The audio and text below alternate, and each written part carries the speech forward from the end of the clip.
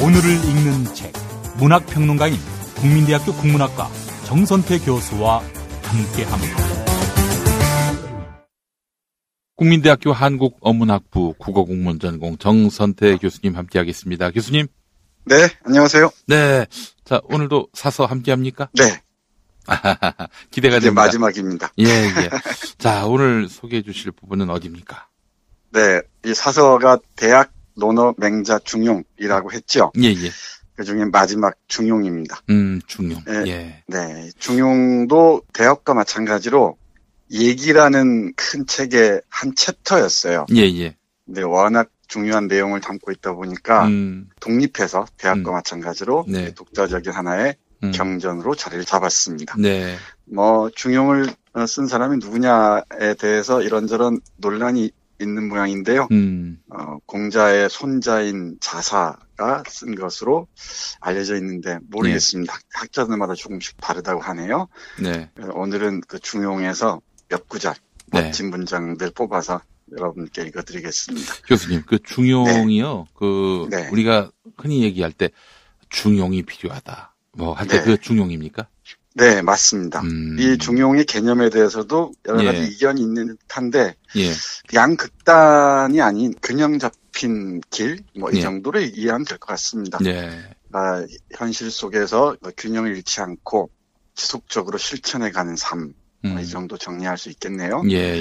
그러니까 우주 이 삼라만상의 섭리와 인간의 길이 만나는 지점에 대한 탐색, 이 정도로 읽을 수 있을 듯합니다. 예. 먼저 중용을 펼치면 중용은 총 33개의 작은 절로 이루어져 있는데요.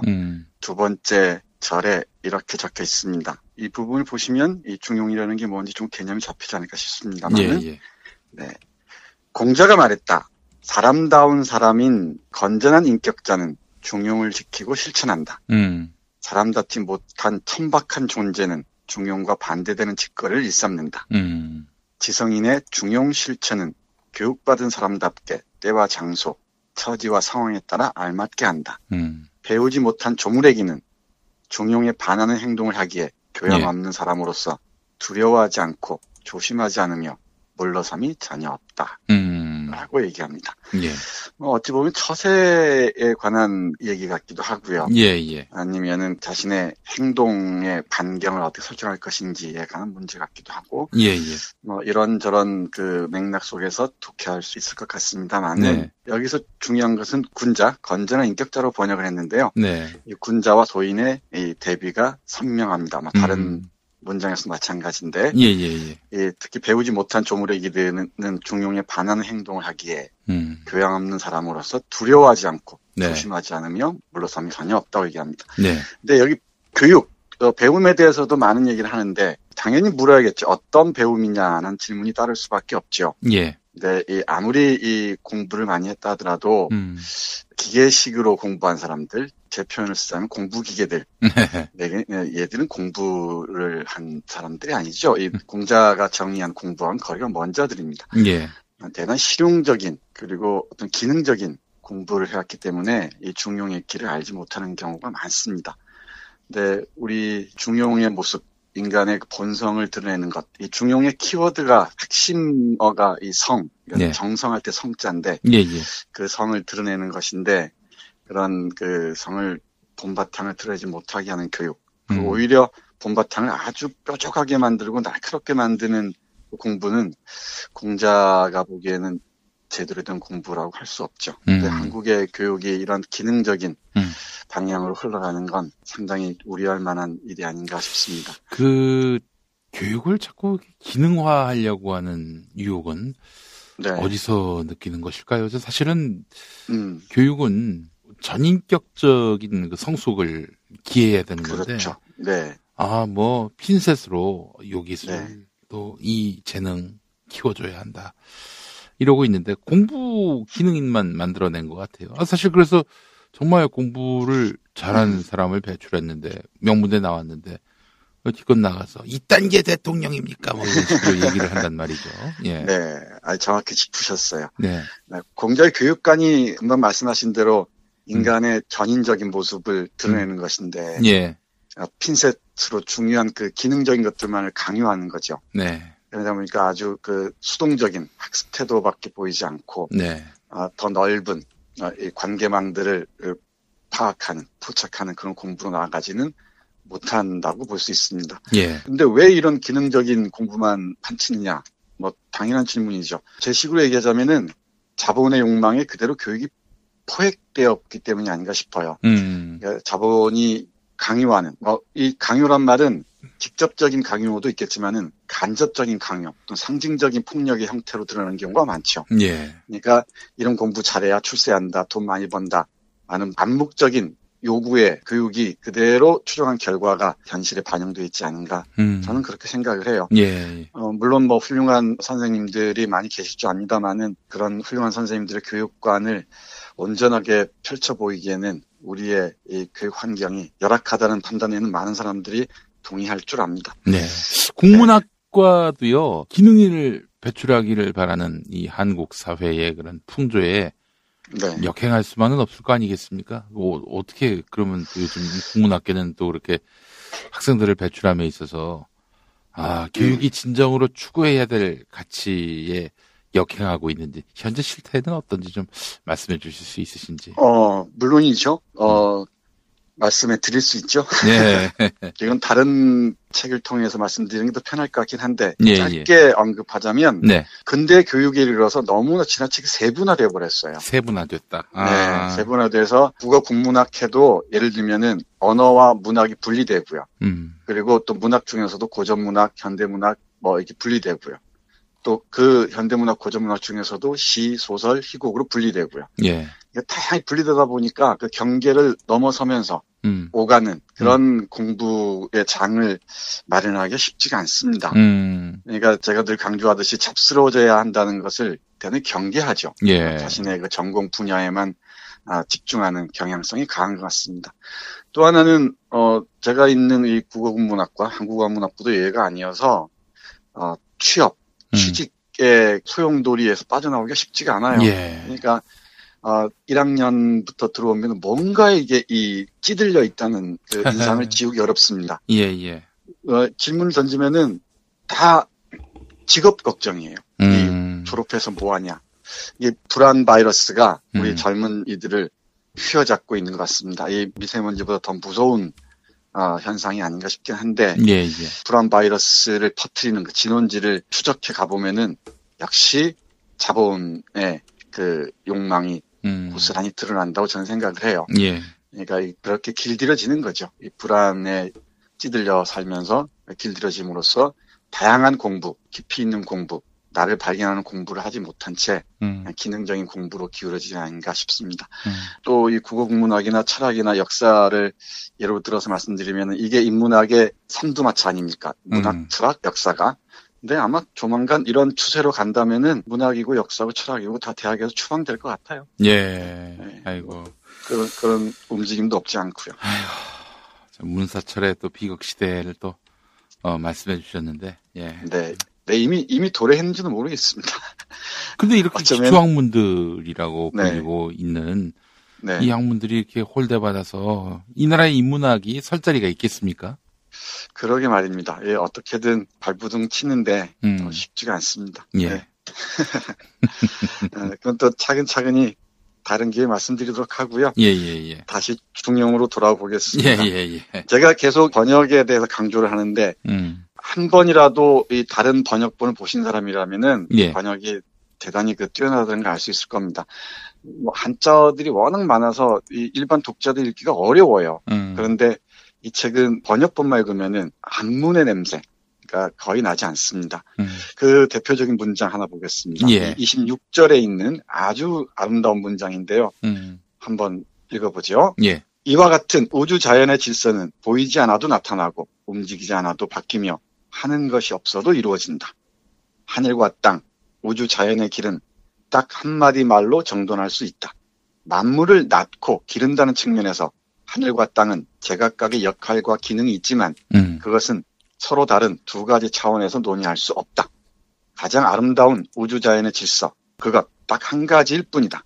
그러기에 만물을 생성하는 작업이 어느 정도인지 헤아릴 수 없다. 하늘과 땅, 그 우주 자연의 길은 넓게 퍼지고 두텁게 쌓이고 높게 오르고 밝게 빛나며 멀리 뻗어나가고 오래 지속하리라. 지금 우리가 마주하고 있는 저 하늘은 반짝거리며 빛나는 투명한 공간이 넓게 펼쳐진 곳이다. 그 끝없는 세계에 이르러서는 해와 달, 수많은 별과 별자리가 매달려 있고 만물을 덮어주고 있다. 지금 우리가 마주하고 있는 저 땅은 한 줌의 흙이 엄청나게 쌓이고 쌓인 것이다. 그 넓고 두터운 차원에서 보면 화산이나 악산과 같은 큰 산악이 우뚝 솟아 있어도 무겁지 않고 강과 바다가 철철 넘치며 흘러가도 물이 새지 않으며 만물을 실어주고 있다. 지금 우리가 마주하고 있는 저 산은 한 주먹만한 돌이 많이 모여 이루어진 것이다. 그 넓고 큰 가치의 차원에서 보면 온갖 초목이 자라고 온갖 짐승들이 살고 있으며 수많은 지하 자원이 생산된다. 지금 우리가 마주하고 있는 저 강물은 한 잔의 물이 헤아릴 수 없이 많이 모인 것이다. 그 측량하기 힘든 가치의 차원에서 보면 온갖 물고기를 비롯하여 자라와 거북이, 악어 등이 살고 있어 재물이 번식하는 곳이다. 네, 멋지죠? 네, 우주 자연의 질서, 그 아름다운 무늬들을 이 중용에서는 이렇게 기술하고 있습니다. 예. 제가 보건대는 뭐 인간의 처세를 얘기하거나 인간의 삶의 방식, 군자의 길을 얘기하는 문장도 좋지만은 이 자연의 질서를 정말 아름다운 문장으로 표현한 이 구절이 딱 눈길을 사로잡습니다. 예. 우리 요 며칠 미세먼지 때문에 고생을 많이 하잖아요. 아마 앞으로 점점 덜 것 같은데 미세먼지를 둘러싸고 불평불만들이 많습니다. 뭐 예. 탓이다, 누구 탓이다, 뭐 경유차가 문제다, 화력발전소 문제다, 다 문제를 얘기하는데 다 뭐 맞는 얘기죠. 예. 그런데 이건 인간이 누린 자본주의 하에서 누린 편의에 대한 대가입니다. 이 혹독한 대가는 앞으로 계속 치러야 할 것 같고요. 이 계속이란 말은 현재 우리뿐만이 아니고 대대로 우리 후손들에게까지 얼마나 오래 이어질지 모르겠습니다만은 편리함을 대가로 우리가 질서를 파괴한 그런 혹독한 벌을 받고 있는 셈입니다. 예. 어떤 정말 특단의 조치를 취하지 않으면은 이런 환경에서 벗어나기 쉽지 않을 것 같죠. 그리고 누군가 얘기합디다마는 이게 삶의 질이 달라지잖아요. 이런 그 미세먼지에 갇혀 있으면 하늘도 제대로 안 보이고 땅도 제대로 멀리 보이지도 않고. 지난주에 강릉을 다녀왔는데 바다가 푸른색이 없어요. 예. 워낙 미세먼지에 덮여 있다 보니까 대단히 안타까웠습니다만은 이 중용의 이 문장을 보면서 특히 하늘과 땅 그리고 바다, 땅, 강 등이 만물을 싣고 있는데 그것들을 인간이 파괴한 나머지 이런 우리에게는 미세먼지라는 습격으로 자연의 습격으로 다가오지 않았나 싶어서 씁쓸하기도 합니다. 이런 우주 자연의 질서에 걸맞게 살아가는 사람, 그게 정말 인간의 본성을 그대로 드러내는 사람이기도 하고요. 그리고 그게 하나의 군자의 길이기도 하다고 강조합니다. 중용의 문제는 서양 철학의 경우 아리스토텔레스가 대단히 깊은 관심을 기울인 적이 있습니다. 이 공자의 중용과 아리스토텔레스의 중용의 차이랄까, 이 변별점을 밝힐 정도의 수준은 아닙니다만은 예. 분명히 그 아리스토텔레스의 경우에는 인간학적인 측면에 방점을 두고 있다면 이 공자의 중용은 자연과 인간의 그 관계 속에서 인간의 길을 포착하고 있다는 점, 그 점에서 좀 차이가 있지 않나 싶어요. 예. 그래서 이 중용의 마지막 부분 31절에 한 구절 보겠습니다. 천하지성, 천하의 최고의 그 성인, 여기서는 최고 지도자라고 번역을 하는데, 뭐 어떤 번역본을 보면은 최고 지도자를 공자로 얘기를 합니다만은, 그런데 도울선상의 중용 번역이 그렇습니다. 예. 이런 지성, 최고 지도자의 지혜와 덕망이 어떤지, 그리고 그게 중용의 삶을 어떻게 실천하는지 보면서 마무리하겠습니다. 예. 최고 지도자의 지혜와 덕망은 온 세상을 두루 돌고 넓게 퍼지며 고요하고 깊은 샘이 솟듯이 졸졸 흘러나오면서도 때에 맞추어 적절하게 나타난다. 온 세상에 두루 돌고 넓게 퍼질 때 그 넓기는 우주자연의 광활함과 같고 고요하고 깊은 샘이 솟듯이 졸졸 흘러나올 때 그 깊이는 큰 연못에 물이 고여 바닥을 알 수 없는 것과 같다. 이러한 최고 지도자의 지혜와 덕망이 밖으로 드러나면 사람 모두가 공경하게 된다. 말로 드러내면 사람 모두가 믿고 따른다. 행동으로 나타나면 사람 모두가 기뻐한다. 이러므로 최고 지도자의 명성은 이 세상의 중심부는 물론 주변의 나라까지도 퍼져서 드날리게 되고 저 멀리 변방의 오랑캐나 야만족이 사는 지역까지도 뻗어나가 영향을 미치게 된다. 배나 수레로 갈 수 있는 바다나 육지, 사람의 힘으로 갈 수 있는 모든 곳, 하늘과 땅 사이에 해와 달이 비치고 서리와 이슬이 내리는 곳, 이 모든 곳에 사는 인간은 모두 그 최고의 인격자를 존경하고 친애하게 된다. 때문에 최고의 지도자, 최고의 인격자, 최고의 지성인은 우주자연과 짝을 이룬다고 말하는 것이리라. 네. 여기서 말하는 최고 지도자나 최고 인격자, 최고 지성인은 실제한 어떤 인간이라기보다는 이상적인 인간상이라고 보면 좋을 것 같다고 저는 생각합니다. 문재인 대통령 같은데. 네. 그렇게 얘기하고 싶은 분도 있겠죠. 예. 유교에서 얘기하는, 공자가 얘기하는 이상적인 인간상이고요. 네. 여기에 가까워지려고 노력하는 게 인간이 할 일이라는 것이겠죠. 그것이 또 인간의 길이기도 할 테고요. 예. 여기서 주목해야 할 것은 이런 최고 지성의 모습은 우주 자연과 짝을 이룬다는 거예요. 그리고 이런 인격의 속성을 얘기할 때 자연을 다 끌어들이지 않습니까? 이 우주 자연과 조응하는 인격의 모습을 아주 멋지게 표현한 문장이 아닌가 싶습니다. 예. 이런 이상적인 인간이 있고 거기에 가까워지려는 게 또 우리 사람들의 노력이고 길이기도 하겠죠.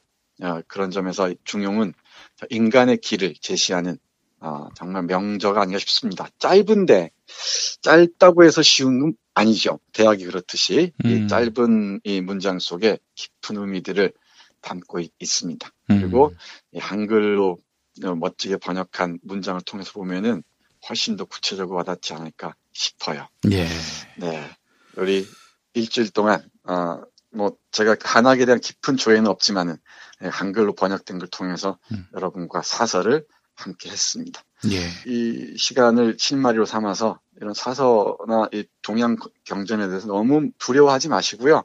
편하게 접하시면 됩니다. 예. 어제도 말씀드렸듯이 첫 페이지부터 끝 페이지까지 꼼꼼히 읽을 게 아니고 그러다가 10페이지도 못 넘어가 덮어버립니다. 그러니까 손인사하시고 여기저기 눈에 띄는 구절이 있으면 거기에 오랫동안 멈춰서 깊이 숨을 들이마시면은 그 문장들이 이 지성의 모세혈관 속으로도 이렇게 들어오지 않을까 생각합니다. 예, 알겠습니다. 교수님 오늘 말씀 잘 들었습니다. 네, 고맙습니다. 내일 또 뵙겠습니다.